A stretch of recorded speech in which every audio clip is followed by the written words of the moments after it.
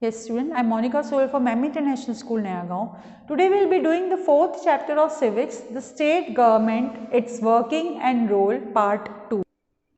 Yes, the money bill. Now, what is the money bill? Money bill can be introduced in the legislative assembly only. Money bill जो है वो उसको ज़रूरी नहीं है कि वो legislative council के पास भी जाए, legislative assembly ही उसको approve कर सकती है. After the bill is passed, it is sent to the legislative council only for making recommendations.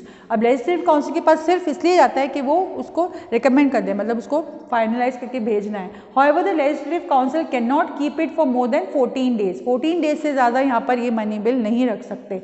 And after the bill has been passed by both the houses, it is sent to the governor for his her approval. उसके बाद वो finalize करके governor के पास जाता है for the final approval. A money bill is always passed in the form of which the legislative assembly passes it. और money bill तो जैसे legislative assembly ने जो rules बनाए हैं उसी के through उसको pass किया जाएगा, उसको उसमें कोई भी changes नहीं कर सकते. Process of a bill becoming a law. Minister of a private member introduces the bill in either houses. अब देखो किस प्रोसेस क्या है बिल का लॉ बनने में. मिनिस्टर क्या करता है, प्राइवेट मेंबर्स है वो इंट्रोड्यूस करता है बिल पहले दोनों हाउसेज में. The bill is discussed and voted upon. Changes और amendments can be made and they become a part of the bill. अब यहाँ पर डिस्कस होता है, वोट होता है और जो भी चेंजेस हैं उनको वहाँ पर फाइनलाइज करके उसको बिल को पास करना है आगे. Then the bill is sent to the legislative council for debate and vote. It is either accepted or rejected.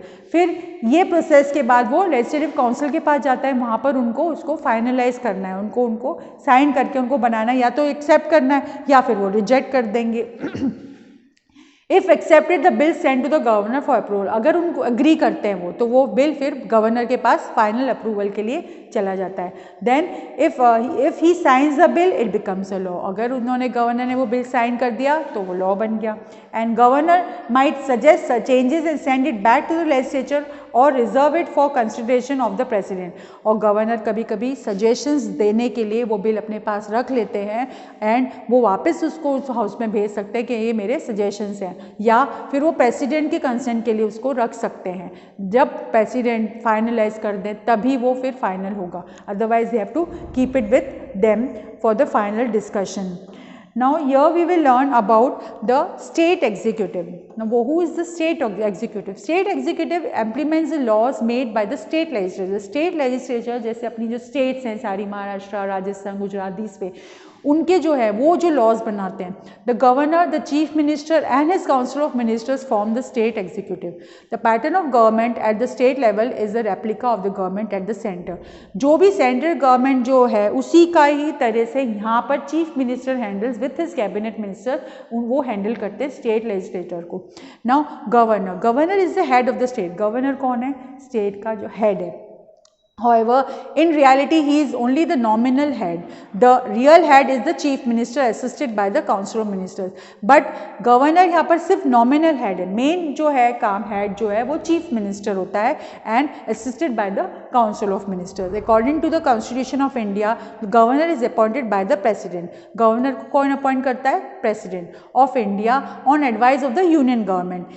She also holds the office at the pleasure of the president. और president के उस consent पे ही वो वहाँ की position governor की उसको मिलती है. टर्म क्या होता है गवर्नर का, governors are appointed in the states while lieutenant governors are given charges of union territories for term of 5 years. 5 years तक के लिए उनकी जो टर्म रहती है. Qualification of a government are necessary to become a government. He she should be a citizen of India. He she should be 35 years of age और above. 35 age होनी चाहिए या फिर उसके अबव उनकी एज होनी चाहिए. And citizen of course he should be the citizen.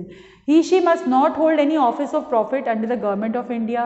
Should not be member of parliament or the legislative assembly. Governor को member of parliament नहीं होना है और state legislature का भी member नहीं है तो ही वो governor बन सकता है.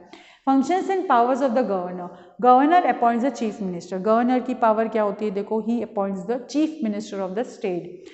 She appoints the council of ministers and also distributes portfolios on the advice of the chief minister. वो council of ministers को भी appoint करते हैं और जो भी portfolios distribute हुए हैं chief minister के द्वारा, that also he has to take into consideration. She appoints all other high ranking officials of the state. सारे जो high ranking officers हैं state के उनको governor elect करते हैं. Governor can summon and and the session of both the houses of the state legislature. Governor में इतनी power होती है कि वो सेशंस जो होते हैं हाउस के वो उनको डिसॉल्व कर सकते हैं। Only when he she signs the bills they become the law। वो जब बिल साइन करते हैं तभी वो लॉ बनती है। गवर्नर की signature is very important to make the final law. Money bills can be introduced in the state legislative assembly only on prior recommendation of the governor. He she nominates certain members from the field of art, science, literature and social service to the legislative council if the state legislature is bicameral। He she can send a report to the president if he she feels that the government in a state is not functioning as per the constitution। This can lead to president's rule in the state। अब यहाँ पर governor का एक और powerful power होती है कि वो प्रेसिडेंट के पास रिपोर्ट पहुँचा सकते हैं कि गवर्नमेंट है स्टेट की जो कॉन्स्टिट्यूशंस के रूल्स एंड रेगुलेशंस की तरह वर्क नहीं कर रही, तो वो उनको प्रेसिडेंट के पास बोल के और वो उनको हटा भी सकते हैं एंड प्रेसिडेंट्स रूल स्टेट में वो लेके आ सकते हैं। He she can also use his her discretionary powers without consulting the chief minister. Example when no party gets clear majority after the assembly election. अगर असेंबली इलेक्शन में किसी भी पार्टी को क्लियर मेजॉरिटी नहीं मिलती है तब भी वो कंसल्ट कर सकते हैं, वो चीफ मिनिस्टर की जगह वो डिसीजन कोई भी ले सकते हैं उनको हटाने का या क्या है। Function and powers of the chief minister. Chief ministers के फंक्शंस एंड पावर्स क्या हैं? He she is the leader of the council of ministers. Council of ministers के लीडर होते हैं chief minister. Council of ministers appointed by the governor on the chief minister's advice. Council of ministers को appoint कौन करते हैं? Governor करते हैं, chief minister की एडवाइस लेके फिर करते हैं। Chief minister coordinates the work of the different departments in the working of the government in the state. Chief minister coordination करते हैं, जो भी डिपार्टमेंट वहाँ गवर्नमेंट के वर्क करते हैं उनको सारे जो है उनकी निगरानी में होता है वर्क का। He has to see that how the people are working over there. Chief minister works as a link between the council of ministers and the governor. Council of minister और गवर्नर का link chief minister होता है। He she presides over cabinet meetings.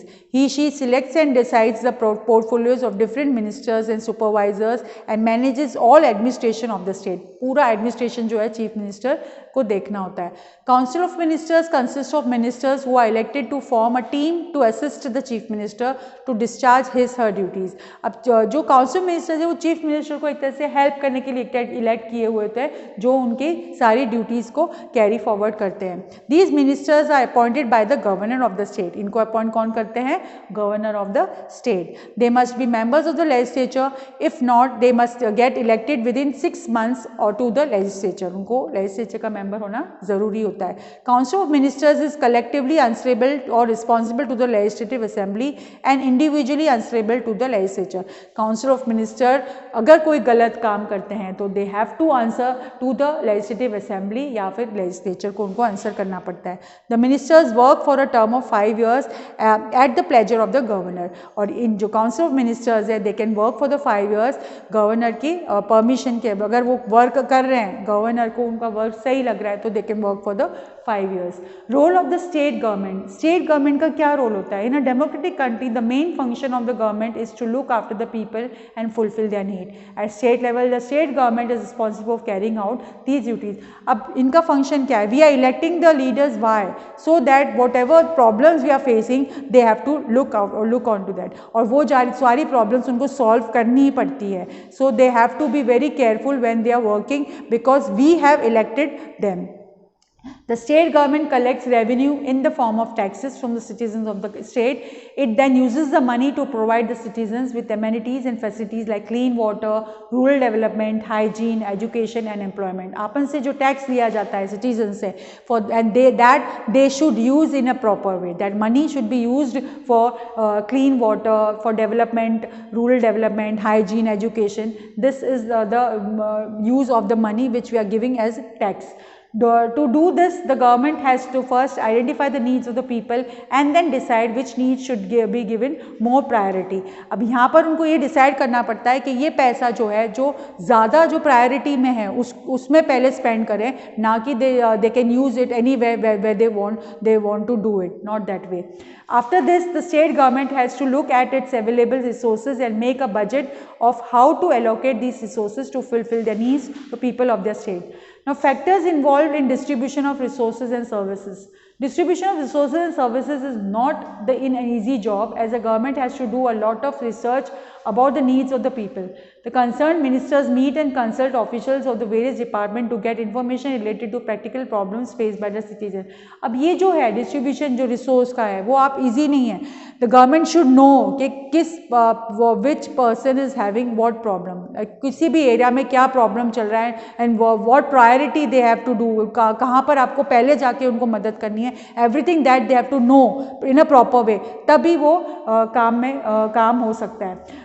They then discuss these issues in the council meetings and make proposals on the basis of the discussion. The proposal is introduced in the legislature as a bill. It goes through discussions, debates, amendments and voting and is finally passed as a law. The higher official then enforce the law passed by the legislature. The subject on which the state and the center can make laws are given in the various list. अब यहाँ पर ये जो list दी है, जो इनको duties जो provide करी हुई हैं, everyone has to follow the duties in a proper way. हर एक काम एक पर्सन नहीं कर सकता, so the duties are divided in a proper way. Now subject is देखो state list, while the central government makes laws on the subject list in the union list. The concurrent list contains subject on which both the central and the state governments can make laws. Public health, water, primary education, sanitation are some subjects mentioned in the state list. ये सारे जो हैं वो state list में mentioned हैं, जिस पे government have to work in a proper way. To fulfill the needs of the people of the state, the government should make the best use of available resource. For this, it needs the estimate of the resource and suitable plans to utilize them effectively. The responsibility of assessing the country's resource and making plans for their best utilization is taken up by the government institution called the Planning Commission. It makes 5-year plans to help the government to utilize the resource in the most effective and balanced way. अब जो भी resource दिया हुआ है उसको आप proper and balanced way में use करने के लिए एक प्लानिंग करनी पड़ती है, and with that planning they should work, and like any person should not face any problem. जब आपने इलेक्ट किया है लीडर्स को, तो वो क्यों, to help the country to develop, और वो डेवलपमेंट में कोई भी कमी दिखे then they have to be answerable. Then role of the state government in distribution of resources and services. Now we know that it is the responsibility of the state government to distribute resources and provide services like education, rural development, land reforms and irrigation of the people. Government collects various taxes from us, which is then uses for the development of the state. To understand the role of the state government in distributing source and services and the factors which govern this, let's study an example from Rajasthan. Now they have given an example from Rajasthan for this. Now wasteland development project in Ajmer district of Rajasthan. In the year 1994, a project on the development of wasteland in the Pisangan block of Ajmer district in Rajasthan was approved. The Pisangan block faced the problem of soil erosion due to flow of rainwater from the Aravalli ranges for 2 decades. 2 decades तक ये लोग जो problem face कर रहे थे यहाँ पर पिसनगांव वाले, जो सॉइल इरोजन का था. अब सॉइल इरोजन होने से agriculture they were suffering for that, and उसको बचाने के लिए what they did, the rain water in its course deposited stones and pebbles on the land. As a result the land became unfit for cultivation. Pebbles और stone आने से क्या हो रहा था, लैंड अनफिट हो रहा था कल्टिवेशन के लिए. तो उसके लिए उन्होंने कंप्लेन करी थी कि this soil erosion should be stopped immediately. Now moisture, water table level went down. उसकी वजह से ये सारी प्रॉब्लम्स हो गई. This affected the economic life of the people very badly. इस वजह से ना एग्रीकल्चर कल्टिवेशन जब इफेक्टेड होता है तो लाइफ ऑफ द पीपल वो affected because they were doing the agriculture over there. Since the land was not fit for cultivation, the villagers had to earn their livings as daily wage workers in Ajmer or nearby towns. Majority of them lived in poverty. They had to walk 4 to 5 kilometers to fetch water, fodder for cattle and wood for fuel. ये सारी problems इनको face करनी पड़ी थी because of that. The project started in 1995 with the main objective as conserving soil and moisture, improving the water table level, providing fodder and fuel wood, and improving the socio-economic condition of the villagers. It was completed in the year 2002. फिर ये project 1995 में लिया गया इन सब चीज़ों से बचाने के लिए उस जगह को, and 2002 में वो complete हुआ था. It changed the whole block of Pisangan from abject poverty and underdeveloped to prosperity on the road development. और एकदम से वो चेंज हो गया, पिसनगांव क्या बन गया, डेवलप्ड बन गया, एंड सारी जो उनकी जो प्रॉब्लम्स थी वो सारी उन्होंने सॉल्व कर दी गवर्नमेंट ने. अंडर डेवलप से वो डेवलप हो गया. The lost flora and fauna at Pisalgam have returned and the villagers are reaping its benefits. अब वो जो सारा फ्लोरा फौना का जो नुकसान होता है वो वापस आ गया and now they are getting benefits. The impact of this project has been manifold. It has not only checked soil erosion and helped in retention of moisture but has also helped in making fodder and fuel wood. अब इस सारी वजह से क्या हुआ, उनकी जो भी समस्याएं थी वो सारी सॉल्व कर दी गवर्नमेंट ने. Besides this, other rural development programs also being implemented on the state, and the main goal of this program is to reduce poverty, improve the financial condition, family belong to the lower income category, reduce unemployment and underemployment. ये सारी चीज़ें क्यों की गई थी? So that the people get out of the unemployment, they get employment, और सारी जो उनकी problems थी, जो poverty line के भी नीचे जो जा रहे थे, वो सब चीज़ें उनकी solve की गई थी. Some major development programs of Rajasthan government are as follows. Now here Swarna Jayanti Gram Swarozgar Yojana, this they have introduced. This program aims to benefit families who are below poverty line. And Mahatma Gandhi National Rural Employment, this act was passed in 2005. इनका भी main objective क्या था? लोगों को job देना. The people who are unemployed, they were providing job to them. See, 100 days they were at least guarantee the wage employment in a financial year to every household whose adult member volunteers to be unskilled manual work. जो भी unskilled manual work करेगा उनको job मिल रहा था. इंदिरा गांधी आवास योजना से they were giving the housing facilities to the people scheduled caste, scheduled tribes and the poor people below poverty line. They were giving this benefit. So this is how the government was working for the benefit of the people. Thank you.